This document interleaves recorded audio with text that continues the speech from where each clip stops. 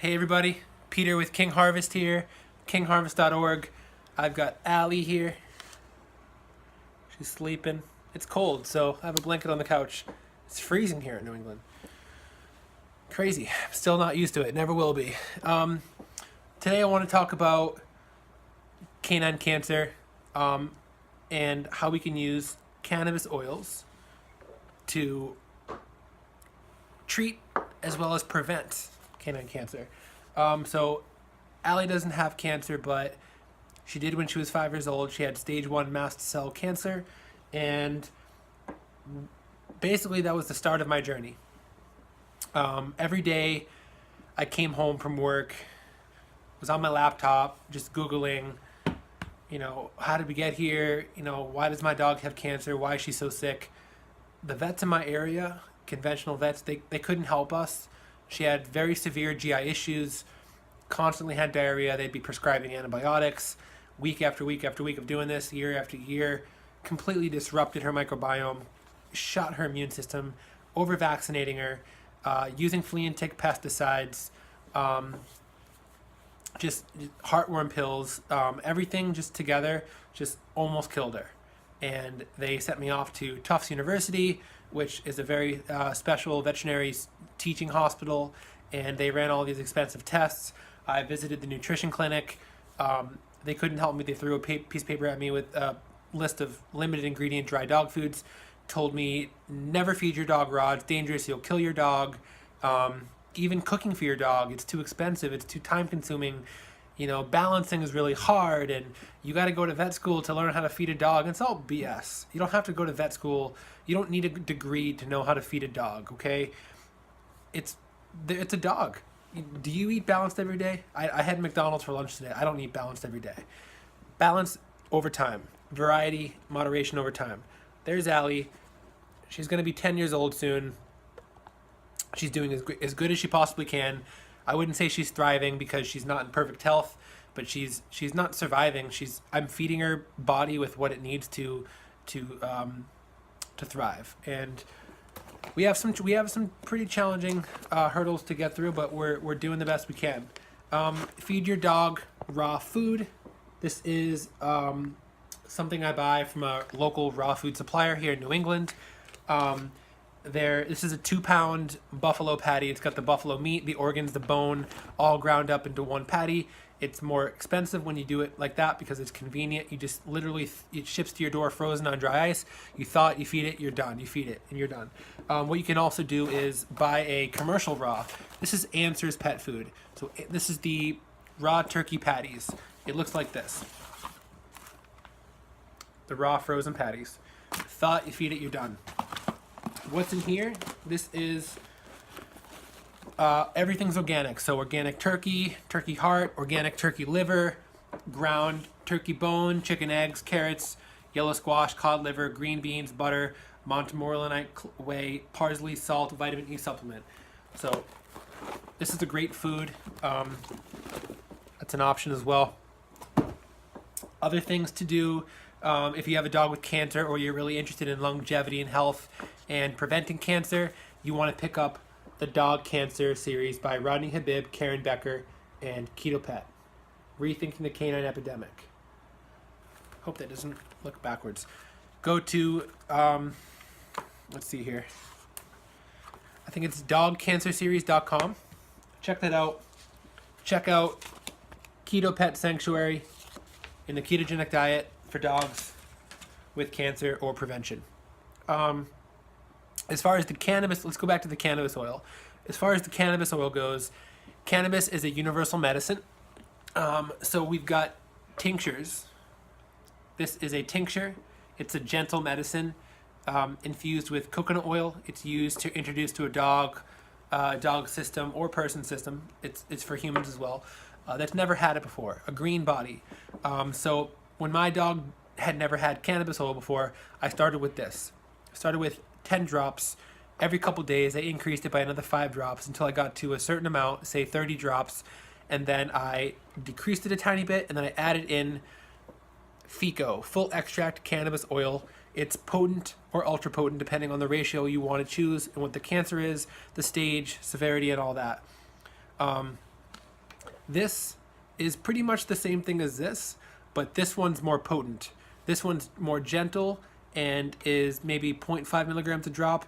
This could be as much as 35 milligrams per grain of rice. So big difference in potency, as well. But this one's infused with coconut oil. This one's just a pure potent marijuana oil. This is an oral tincture, and this is oral as well. You can also give this rectally up the bum. Just, lubricate it with coconut oil, stick it up your dog's bum, insert it about an inch deep, squirt it in half or whole, So the thing to remember is cannabis is not physically dangerous. You can't really, no one's ever died from cannabis overdose. The worst that can happen is ataxia. Ataxia just means you or your dog have ingested too much cannabis. You're simply too high, and it's gonna pass in a couple hours. You're gonna sleep it off. I've gone through it. Yeah, it sucked. It was uncomfortable. It's more of a mind trip. It's hard to tell what they feel when they're on it. My dog experiences ataxia. There's different intensities, different levels, and severities of ataxia. There's ataxia where, I'm talking about dogs, you might just be swaying a little bit, feeling really good, a little bit glassy-eyed, but you can still get up and romp around and jump up on the couch in the bed and climb up and down the stairs, go for a walk. And then there's ataxia where you're like falling over, you can't stand. We want to avoid that, okay? You don't have to get high to get better, but, the thing to remember is there's got to be a balance between, the biggest hurdle that I come across is people don't want their dogs or cats to be high. And I don't blame them. They just want them to be their normal self. I totally get it. The fact is, your animal has cancer. And, if you're using pharmaceuticals, then it comes with a whole list of negative side effects: seizures, high blood pressure, low blood pressure, death. Think about that. Like, it's awful. So with cannabis, it's not physically dangerous. It's a plant, guys. So the only side effect is that ataxia, it's the worst that can happen. But when you dose responsibly and you microdose and you're more cautious and you start slow, you start low, you work your way up gently every few days, you raise the levels, you titrate up, and you observe your dog, read your dog, take notes, start a healing journal. Okay, get a little note, get a notepad, or type it on the computer. Start a healing journal, document everything, what dose you're giving, observe your dog. Also remember that, for example, Allie is sleeping right now. I haven't given her medicine yet, but dogs sleep. If I was at work or if I was out, she'd be sleeping. If I'm hanging inside with her, she's sleeping. She's an older dog, but even younger dogs, they just sleep. They need a lot of sleep. And so, don't think that everything you see is due to the cannabis. Oh my God, my dog just blinked 3 times or it barked twice. It ran around in a circle, it chased its tail. It's the cannabis. No, that you're just a little bit paranoid, but it's okay. Just it's safe. You're not going to harm your dog. I'd rather my dog be a little bit high and getting well than getting sicker and sicker and dying or losing the battle. We got to find a balance between the owner's the pet parent's level of comfortableness, if that makes sense, and what's best for the dog or the cat. So we don't want to go too slow, but we don't want to have a negative experience either if we don't have to. If the dog is declining or it's a super aggressive cancer and we're losing time, or if they decline, then we might want to ramp it up super quick, depending on how the pet parent feels, and maybe we just want to keep them comfortable. Maybe we want to try to turn it around. In the best case scenario, we do. But if we have time to work with, maybe say a couple months, or we can use these to work our way up gently, slowly. Follow the guideline.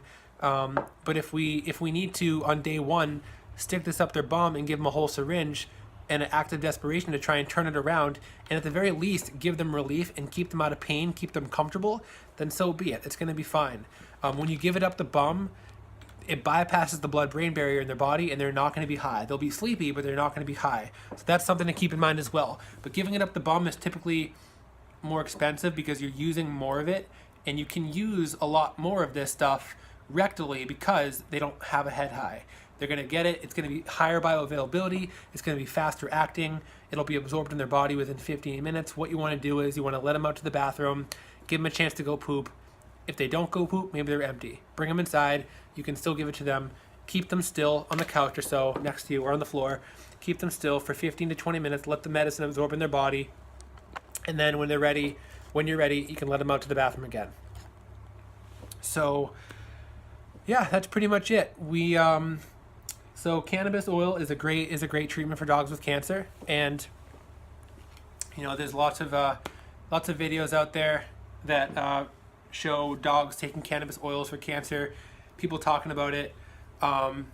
King Harvest has been around for 10 years or so, and they've had lots and lots and lots of success with cancer in people and animals, especially lymphoma. Lymphoma is literally the most treatable form of cancer with cannabis oil because it's a blood-borne cancer, and the cannabis goes after the underlying cause, the mechanism, which is inflammation.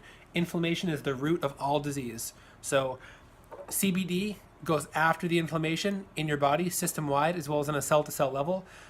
The root cause, it's addressing it right there. And you've got your THC. So THC, the biggest thing is it will kill mutated and cancer cells. But the other great thing about it is that it helps you feel better in the now. So it goes after it addresses symptom relief as well. So we have different kinds of THC, sativa and indica. Sativa's for the daytime. It's going to be uplifting, energizing, exciting, stimulating to the system. And then we have indica THC, which is for nighttime. Going to be more of a relaxing, more of your brake pedal. Make you sleepy, have some feel-good euphoric effects, give you the munchies, help you with sleep and pain. So THC is needed for cancer, and a lot of times you need high THC, and if you have to use high THC, a good safe bet if you're uncomfortable with giving your dog high THC is up the bum, because you won't get a head high. Okay, hope if anyone has any questions, post them below. Give me a shout out, find me on Facebook, visit our Facebook group, Allie's Canine Cancer Crew, ALLIES, that's her, Allie's Canine Cancer Crew. Follow us on Facebook, join the group. We want to build a network of support, community of support for dogs with cancer, as well as we post a ton of information on how to treat, how to prevent cancer in animals, your companion animals, and you can ask questions. It's also a form for cannabis for pets. So just get on there, engage, post your story, tell us what you're going through, and we'll try to help you. All right, talk to you soon, guys. Take care. Bye-bye. Have a good weekend.